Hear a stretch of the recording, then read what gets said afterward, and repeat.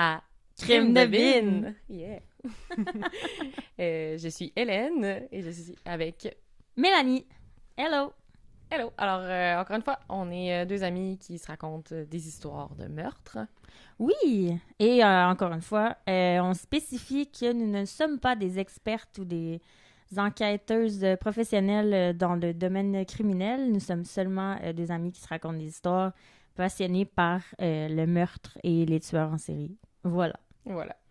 Là, cette semaine, Mel, je voulais ajouter une section à notre podcast. Oh, OK. Ouais. Ça va être la section Crime de potin. OK, parfait. Je suis partante. Parce T'as un que là, potin? Ben oui, parce que là, il y a comme une auditrice qui m'a écrit à propos, après l'épisode 2, dans le fond, l'épisode sur Clifford Dawson, lui en Colombie-Britannique. The Beast of BC. Ouais, Beast of BC. Dans le fond, la personne a dit que quand elle avait 17 ans, elle était en Colombie-Britannique, fait que c'était en 79.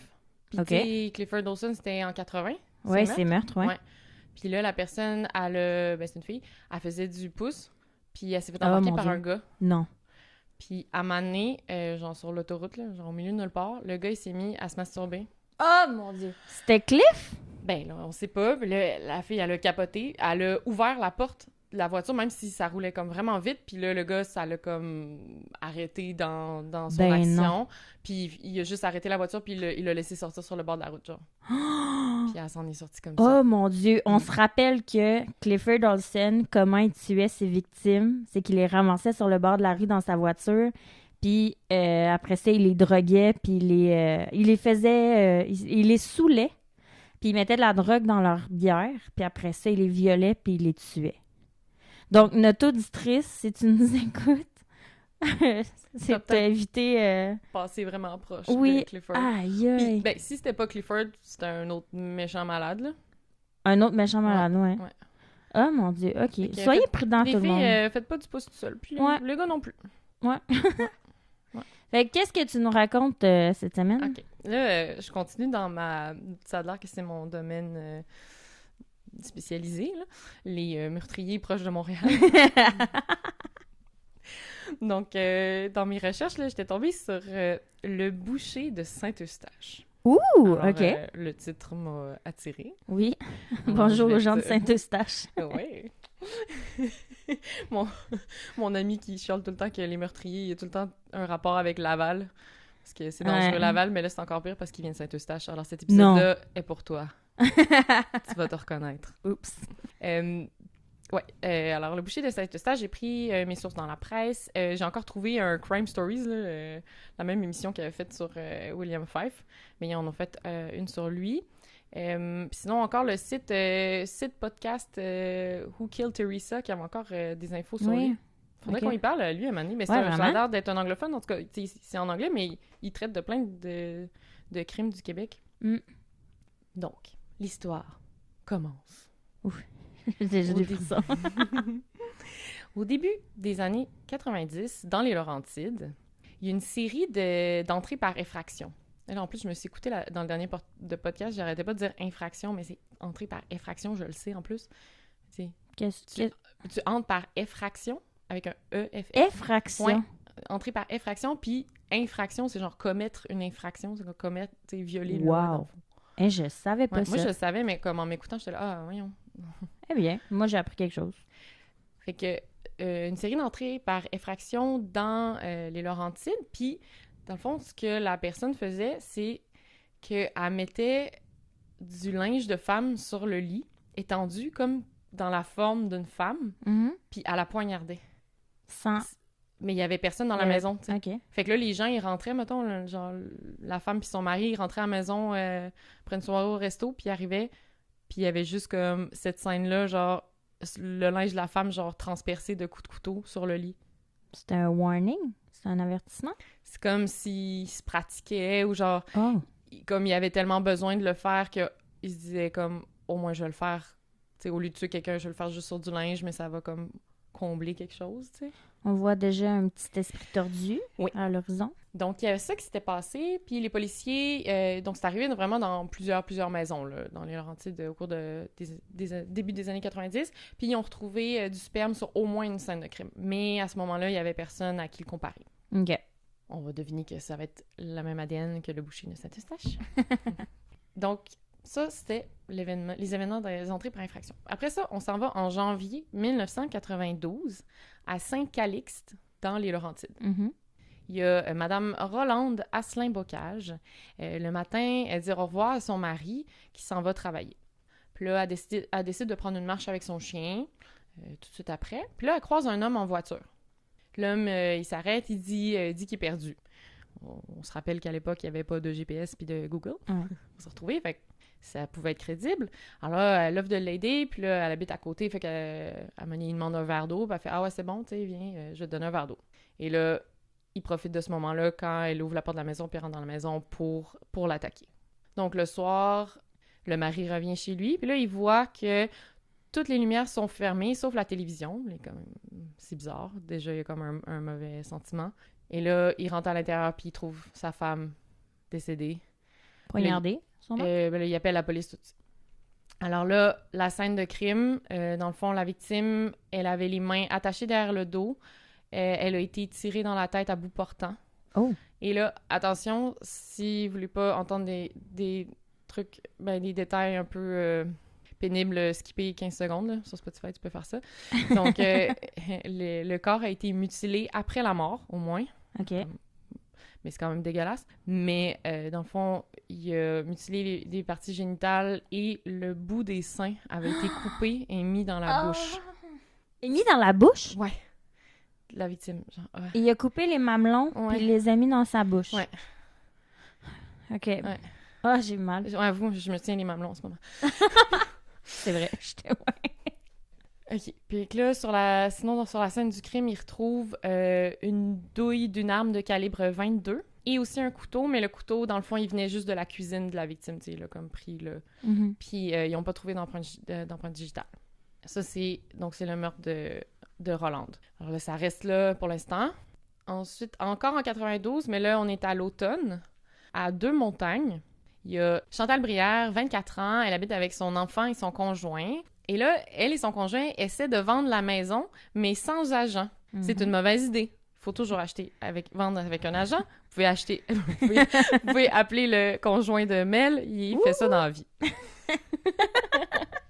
Donc, vu que c'est ça, il essaie de vendre la maison, là, il y a un homme qui appelle en disant qu'il veut visiter la maison. Alors là, il organise un rendez-vous le lendemain. Alors, le jour du rendez-vous, Chantal, elle dépose son enfant chez sa mère et son conjoint part travailler. L'homme, il se présente vers 11h, l'heure qu'il avait convenue, et il arrive pas de voiture à Deux-Montagnes. Fait qu'il dit qu'il est venu en transport en commun de Montréal. À Deux-Montagnes. Ouais. OK. On s'entend. Puis en 92, tu sais, déjà qu'aujourd'hui, le transport en commun jusqu'à Deux-Montagnes, c'est pas vargeux. Ouais. Imagine en 92. C'est pas vargeux. C'est pas vargeux. Un crime Donc, de bine, le podcast très québécois. c'est pas vargeux. C'est pas vargeux. Désolé les Français qui nous écoutent. Oups. On va mettre des traductions plus bas, non. C'est ça. Donc, premier signe étrange. Puis là, il dit « Ah, je suis vraiment intéressée à la maison, donc je vais retourner chez nous, chercher ma caméra, prendre des photos, puis je vais revenir en Ok. transport en commun. Ah. » Fait que c'est... Le gars habite soi-disant à Montréal. Ouais, c'est ça. Fait qu'il revient 1h30 plus tard. OK. C'est sûr que ça prend plus qu'1h30 faire un aller-retour en transport en commun de Deux-Montagnes À à Montréal. Montréal, c'est sûr. C'est sûr. Donc, avertissement. Alors, il revient 1h30 plus tard. Là, pendant qu'il est là, le conjoint, il appelle à la maison. Puis là, il finit même par parler à l'homme qui visite. Puis l'homme qui visite, il pose des questions sur la maison. Le chauffe-eau, il a quel âge? Je sais pas. Classique. Donc, il parle. Là, après ça, la mère à Chantal, elle l'appelle. Puis là, Chantal, elle dit « Ah, je peux pas trop te parler. Tu sais, un homme en train de visiter la maison. Tu sais, je te rappelle plus tard. » Dernière nouvelle qu'on a de Chantal. Après ça, quand là, sa mère, elle a pas de nouvelles, elle essaie de la rappeler pendant l'après-midi. Pas de nouvelles, pas de nouvelles. Sa sœur, elle essaie de l'appeler, pas de nouvelles. Fait que là, la mère et la sœur, ils décident d'aller voir la maison parce qu'ils sont comme... C'est pas normal, là. Elle était là, puis elle a dit qu'elle nous rappelait, tu sais. Puis en plus, ils savaient qu'il y avait un homme, fait qu'ils ont tout de suite pensé que quelque chose avait mal tourné. Donc, ils arrivent à la maison, puis là, ils ont vraiment un mauvais pressentiment. Alors là, la sœur a dit à la mère, comme, rentre pas dans... Tu sais, en fait, elle a dit, on devrait pas rentrer. On devrait appeler tout de suite. Genre, elle l'a comme tout de suite, mais finalement, ils ont fait comme, OK, on va aller regarder, tu sais, au cas, OK, c'est correct. Mais là, la sœur a dit comme, à la mère, comme, Reste là. reste là. Mm. Fait qu'elle, elle rentre, puis là, elle voit par terre dans la cuisine le corps de sa sœur. Puis là, elle va la toucher, puis elle est froide, puis là, il appelle la police. Ça, c'est traumatisme à vie. Vraiment. Ta sœur morte sur le... Oh mon Dieu. Tu fais pas rentrer ta mère. Hein? Non. Ouais, au moins la mère, elle l'a pas vu. Ma sœur, je t'aime. Là, la police arrive. Là, au début, c'est la police de Deux-Montagnes. Puis là, tout de suite, la police de Deux-Montagnes fait comme « OK, c'est vraiment trop pour nous. » Fait que tout de suite, ils appellent l'aide de la SQ. Parce que Ah ouais, OK. Ah ouais, ils ont vu que c'était une scène de crime pas de bon sens. Là. Oh. Donc, scène de crime. La femme est moitié nue. Elle a les mains attachées derrière le dos, de la corde électrique autour du cou. Elle a une brassière comme gag sur la bouche. Puis, dans la gorge, elle a une chaussette. Elle a été frappée à la tête par une hache. Et elle a été mutilée de manière semblable à Madame Asselin. Donc, rapidement, la police fait lien, parce que c'était dans la même année, tu sais. Est-ce qu'elle avait aussi les bouts de... les mamelons coupés? J'ai comme pas vu ce détail-là. Ça dit juste de manière semblable.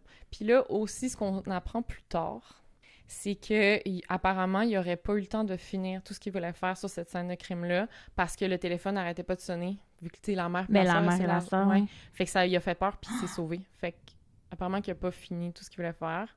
Puis il y a aussi, comme, d'autres détails un peu dégueulasses que je pense pas que je vais dire. Imagine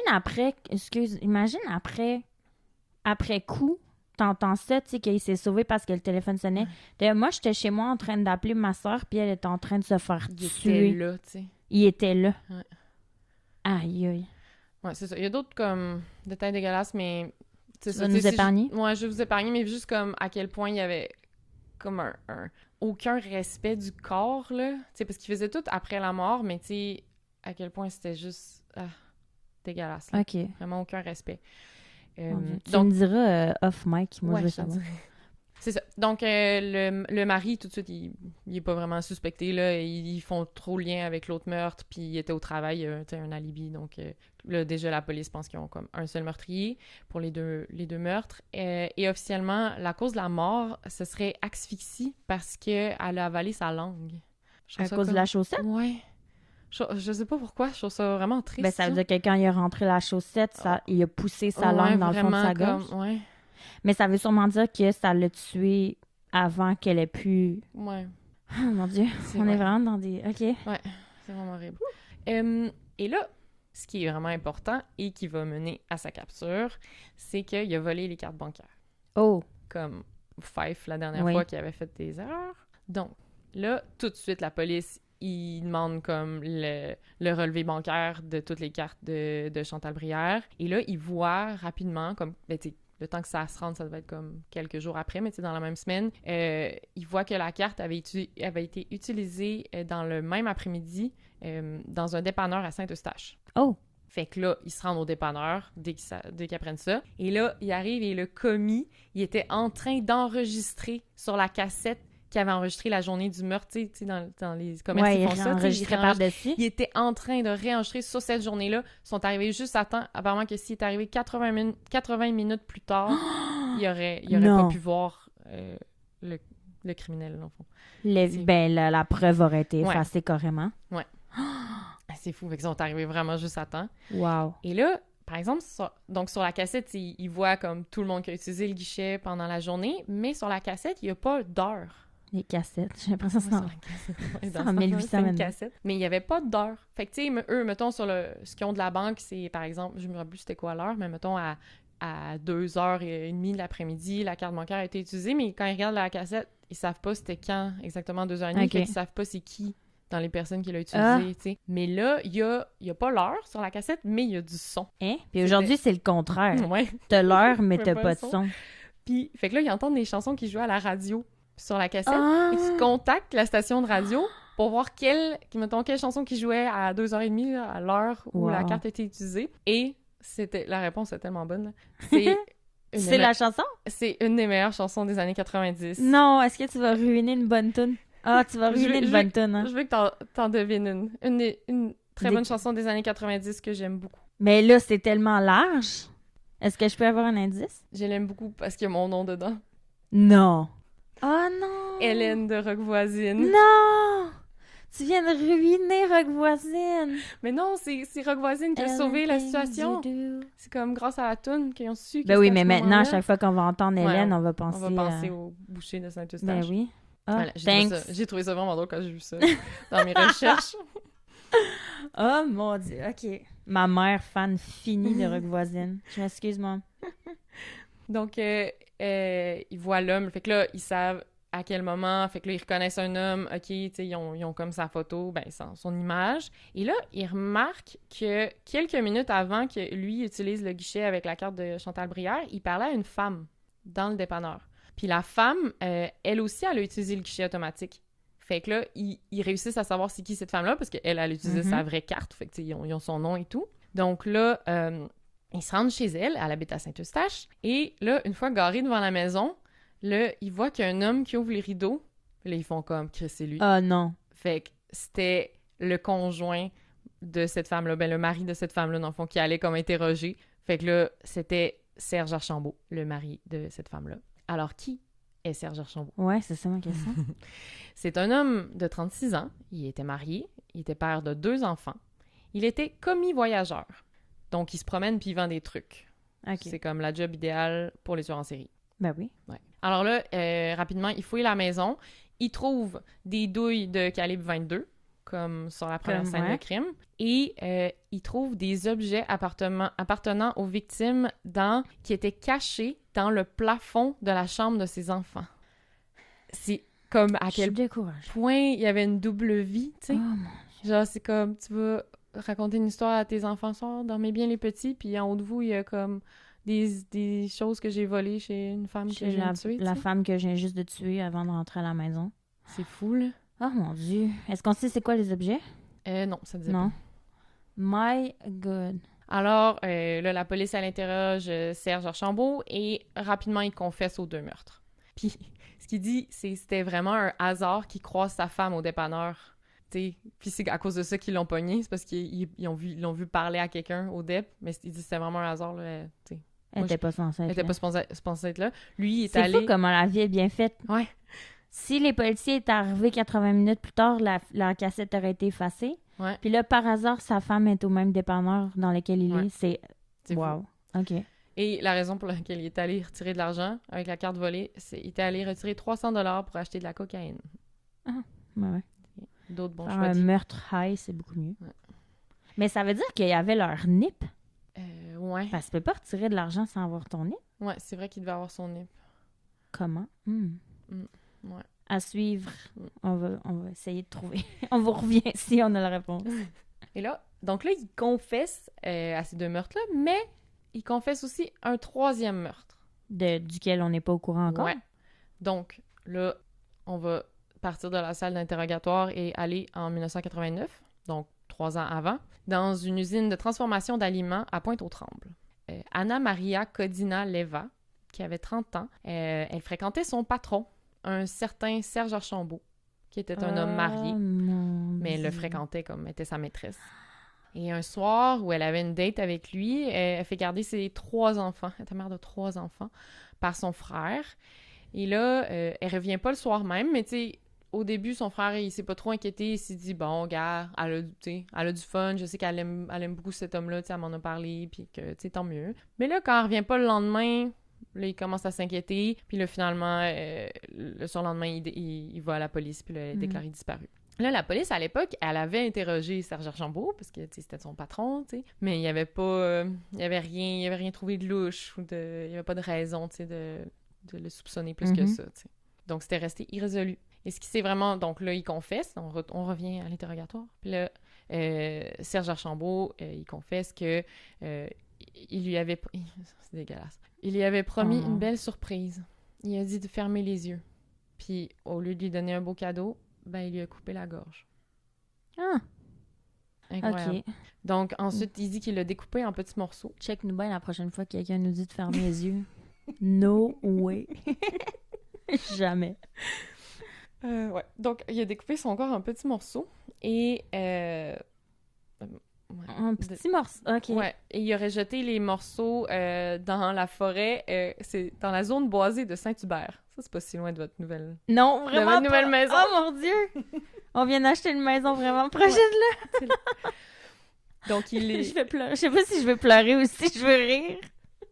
Le boisé de Saint-Hubert, mon Dieu. Ah, OK. Ah, j'ai des frissons. Ça se peut-tu que je tombe sur un... Ah non, c'était en 1989. Ouais, là, lui, il est plus là. Donc, c'est ça. Donc, il les guide vers l'endroit où il avait enterré les morceaux. Donc, ils sont retrouvés. Et là, c'est... je sais pas si tu la connais, Kathy Reich. C'est une anthropologue américaine, mais c'est aussi une auteure de livres, de romans policiers, vraiment connue. Ah ouais? Elle a vendu des best-sellers. Genre, ma mère, elle l'aime full. Là. Elle lit plein de ses livres. Oh. Fait que c'était elle, l'anthropologue, à la Sur le SQ cas. à ce moment-là. Ouais. Puis c'est elle qui a analysé les ossements. Puis elle dit comme la façon dont ils ont été coupés. Elle dit c'est sûr que le tueur, il avait des connaissances d'anatomie. Et Ben, c'était son troisième meurtre. Non, c'est son... officiellement, c'était... c'est son premier. Parce que celui-là, il était avant les autres, en Ben 89. oui, t'as raison. Mais qu'est-ce que Serge Archambault faisait comme métier avant? Il était boucher. Ah, d'où le boucher de Saint-Eustache. Mm-hmm. Ah, ben voilà. Puis là, apparemment, qu'il aurait dit aux policiers une chance vous m'avez arrêté parce que moi, j'étais incapable de m'arrêter. Genre, il aurait continué. Il aurait continué. Quand même. Puis là, ce qu'il dit, il raconte qu'il aurait recherché activement d'autres victimes. Puis que dans sa voiture, il y avait un kill kit, là, genre un kit de meurtre classique, tout près. Là. Et dans le fond, ce qu'il faisait, c'est qu'il allait voir des travailleuses du sexe, il les embarquait dans sa voiture, puis là, au moment où il allait les tuer, il changeait comme de ton, puis il leur disait de crisser le camp au plus vite, puis là, les filles avaient peur, puis ils se sauvaient. C'est comme s'il voulait le faire, mais il y avait une finalement, partie la de lui qui disait dernière non. minute, ouais, c'est comme s'il y a un peu Jekyll and Hyde, genre... Ouais, combiné. Ouais, il essaie de combattre son côté méchant, mais il est là. Mais tu sais, est-ce que c'est vrai qu'il n'en a pas tué aucune? Apparemment que il y en a certains qui pensent qu'il en aurait tué au moins 6 travailleuses du sexe dans ces... Mais c'est sûr qu'il n'a pas réussi à se contrôler à chaque fois. Non, là. c'est ça. C'est sûr que non. En plus, il dit qu'il recherchait activement. Ouais.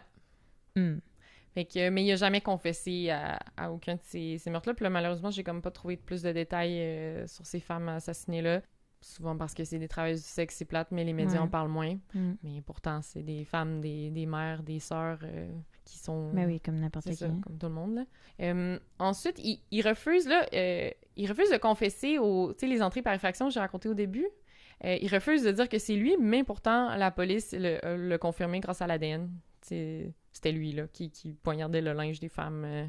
Mais il refuse de dire que c'était lui. Mais c'est confirmé. Ouais, ça, c'est confirmé. Oh. Puis lui, il dit que c'est... OK. Ouais.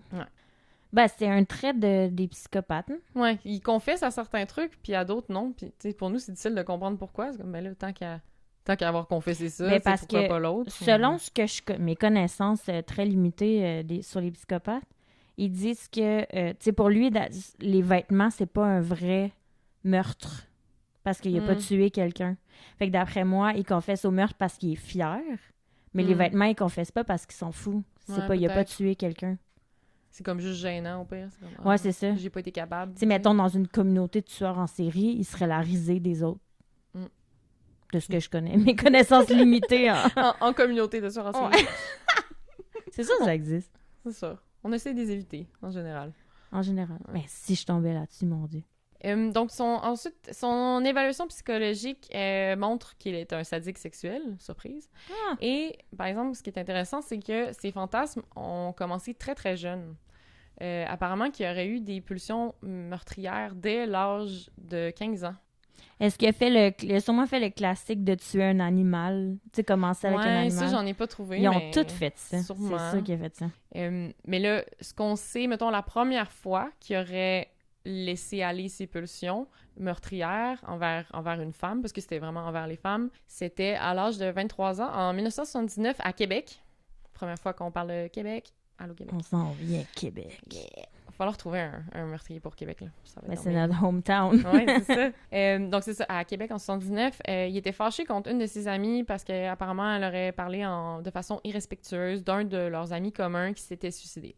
Puis là, cet ami-là, c'était comme le meilleur ami de Serge Archambault, puis même le gars qui s'est suicidé, dans le fond, puis même qui lui aurait confessé ses pulsions meurtrières, puis c'est la seule personne à qui il en avait parlé, tu sais, à ce moment-là. Donc, il était fâché contre la femme, son amie de fille, dans le fond, puis il s'est pointé avec une hache, un couteau et une corde avec l'intention de la tuer.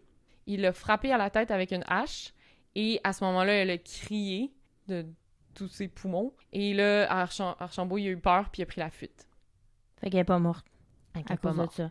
Donc, il a été jugé pour ça. Mais ce qu'il reçoit, dans le fond, c'est une période de probation de 3 ans à Pinel.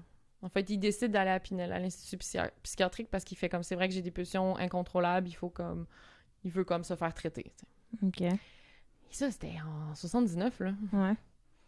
Première fois qu'il essaie de tuer une femme. Après ça, le prochain qu'il confesse, c'est 89. T'sais, ça laisse un 10 ans ou... On sait pas. Moi, c'est sûr qu'il y en a d'autres. Donc, c'est ça, il va à Pinel, puis là, il blâme... c'est ça, là, il dit qu'il blâme sa violence et tout ça, parce qu'il a vécu de l'abus sexuel quand il était jeune par sa tante et le mari de sa tante. C'est toujours ça. Ouais, donc il dit, lui, c'est vraiment à cause d'elle qu'il tuait par vengeance envers les femmes, mais il dit qu'il voulait pas la tuer, elle, parce que ça aurait trop de fait de peine à sa maman. Oh! Oh! Quel esprit twisté, là, tu sais. Petit Archambault, tellement mignon. Puis c'est ça, là, il y a un traumatisme de, comme, s'être fait, comme, violer de façon anale, fait que, tu sais, dans la façon dont il a mutilé les corps, il y avait, comme, beaucoup de choses qui reflétaient ça, mettons. Il connaît. Ouais. Puis même, tu sais, c'est ça, on dirait que toute sa vie, il a comme essayé de combattre cette pulsion-là. Tu sais, il dit à un certain point, il a quitté son emploi, puis il a averti toutes les femmes de sa famille qui avaient des pulsions dangereuses, puis en espérant les éloigner comme ça, puis pas les tuer. Tu sais, on dirait qu'il essayait, comme, d'un côté, de combattre ça. Mais c'est limite schizophrène, son affaire. Dédoublement de personnalité ou... Ouais, doublement, je dirais. Tu sais, comme l'ange et le démon sur les deux épaules tout le temps. Ouais, vraiment Jekyll and Hyde, là. Vraiment. C'est ça. Pendant le procès, là, son avocat, il a essayé de faire passer l'accusation, c'était meurtre premier degré. Puis là, il a essayé de faire passer ça à homicide involontaire parce qu'il disait, comme, en jouant la carte psychologique, puis il disait... c'était pas prémédité, non, mais là, ça a pas marché comme argument parce qu'il y avait un kill kit. Il y a kill kit. Il y avait un kill kit dans sa voiture, fait que c'était prémédité en tabarouette, son affaire. Oui. Le juge est complètement dégoûté par les témoignages. Et oui, et là, c'est un bon fun fact de tueur en série. Il a raconté à un garde qu'il avait voulu étrangler le docteur qui l'avait comparé à Clifford Olson. C'est une insulte! Ouais, il était comme, je suis pas aussi pire que lui, genre. Ben, limite, oui, là. L'affaire des mamelons, moi, j'en suis pas revenue encore, là. Au moins, c'était pas des enfants. Clifford, il a pas fait ça, mais c'est ça, c'était que c'est des enfants. Ouais. Puis il en a tué. Fait que c'est drôle que, tu sais, ça l'insulte de se faire comparer à un autre monstre, dans le fond. My God. Alors, finalement, il est condamné pour meurtre, pour les 3 homicides qu'il a confessés, dans le fond, et avec possibilité de liberté conditionnelle après 25 ans. Donc, il a été condamné en 93. Donc, en fait, il est admissible à la liberté conditionnelle depuis 2018. Mais apparemment, dans un article du Journal de Montréal que j'ai vu, il n'a jamais comparu devant la commission. Donc, c'est encore son petit ange qui dit qu'il faut qu'il reste là. Ouais. Huh. Ce qui est une bonne chose. C'est une bonne chose. Hein. Parce qu'il y aurait, mettons, en ce moment, je pense qu'il y aurait début soixantaine, tu sais, quand même encore assez en forme, normalement, pour faire du mal, là. Ouais. Fait qu'il serait encore dangereux s'il sortait, probablement, tu sais. My goodness. Et là, il y a d'autres, on le soupçonne aussi d'autres meurtres, là. Apparemment que les policiers, y auraient trouvé des renseignements sur de nombreuses autres femmes dans ses effets personnels quand ils ont fouillé sa maison. Fait qu'ils pensent qu'il serait impliqué dans d'autres crimes jamais résolus. Et il est aussi suspect dans le meurtre de Valérie Dalpé. C'était une petite fille de 13 ans en 1989. Et le 19 octobre, elle est sortie de chez elle à Saint-Léonard pour aller à la pharmacie, puis on l'a jamais revue, vivante. On a retrouvé son corps en petits morceaux dans des sacs de plastique quelques jours après. Son signature move. Ouais. Puis il serait aussi suspect dans le meurtre de 2 autres femmes, une à Sainte-Adèle et une à Piémont, donc encore dans les Laurentides. Elles ont été mutilées et les cartes bancaires ont été volées. Donc, effectivement, le MO est encore là, tu sais. Wow. Et là, anecdote, pas rapport, là. Fun fact, not so fun fact. Par une coïncidence morbide, le frère de Rolande Asselin, la première qui s'est fait tuer, là, son frère qui s'appelait Roland. Oh, Roland et Roland. Il a été tué par balle un an après le meurtre de sa sœur. Alors, à cause d'une dispute, genre, avec quelqu'un d'autre, il s'est fait tuer. C'est vraiment triste. Vraiment? La sœur puis le frère sont morts dans la même année. Et là, dans mes recherches, à un moment donné, dans un blog qui s'appelait genre Coulopolis, j'ai vu un commentaire, mais tu sais, j'ai pas de façon de prouver que c'est vraiment elle, puis que c'est vrai, mais il y a quelqu'un qui a écrit un commentaire et dit qu'elle est la fille d'Archambault. Et ce qu'elle dit, elle avait écrit en anglais, fait que je l'ai traduit, mais elle dit « Merci d'écrire ceci. Je suis la fille de Monsieur Archambault et je suis terrifiée à l'idée qu'il pourrait sortir de prison cette année. » C'était en 2018. « Ce n'est pas un homme sain et on ne devrait pas le laisser traîner librement dans les rues. Je n'ai eu aucun contact avec lui depuis plus de 20 ans. » Wow! Ouais. Et je sais pas si c'est vrai, tu sais. Mais... ça serait fou. On se rappelle que c'est la petite fille qui était dans la chambre. Ouais, avec les objets en haut de sa tête pendant qu'elle dormait. Là. Oh, pauvre petite. Ouais. Fait que... C'est ça. Oh mon Dieu. Le boucher de Saint-Eustache. Le boucher de Saint-Eustache. Wow. Qui a 3 meurtres officiels qu'il a confessés, des entrées par effraction qu'on a pu prouver que c'était lui, mais après ça, plein d'autres meurtres dans lesquels il est un suspect, mais qu'on n'a rien pu prouver. T'sais. Oh là là. Une autre histoire. Moi, je suis pas revenue encore des mamelons, là. Excuse-moi, ça fait 3 fois que je le rate. C'est dégueulasse, hein? Ouais. Bon, pour ceux qui avaient skippé le 15 secondes pour pas l'entendre, mais... En tout cas. Oh, excusez. Ben, c'est pas grave, Mais j'ai rien dit. Non, c'est ça, on sait pas. On sait juste qu'on parle de mamelon. Bref. Voilà, une autre histoire c'est quoi l'expression? Glacer le sang? À glacer le sang. À glacer le sang, ouais. Voilà. Puis toi, c'est quoi ta prochaine histoire? Ah ben moi, vu que Noël approche et que on est dans l'esprit du temps des fêtes, je t'ai préparé une petite histoire de tueur en série qui a... je vais pas trop dévoiler de punch, mais qui a un lien avec le Père Noël. Okay. Disons ça comme ça. Alors, mon épisode de Noël. Mais tu vas aimer ça. Cool. Tu vas aimer ça. Je suis sûre. Voilà. Donc, on se voit dans le prochain épisode. Ouais. Puis d'ici là... c'est ça, si vous avez des anecdotes à nous envoyer, si vous avez des idées, c'est ça, des crimes de potins, si vous avez des idées, des épisodes que vous voudriez des recherches qu'on fasse, écrivez-nous. On a un compte Instagram, Crime de Bin. Oui. Un groupe Facebook, Crime de Bin. Et vous pouvez nous écrire aussi à notre adresse courriel crimedebinpodcast@gmail.com. Ouais, on aime ça entendre on aime ça trucs. Vous lire. Ouais. C'est cool. Donc, merci d'être à l'écoute et à la prochaine. À la prochaine. Bye. Bye.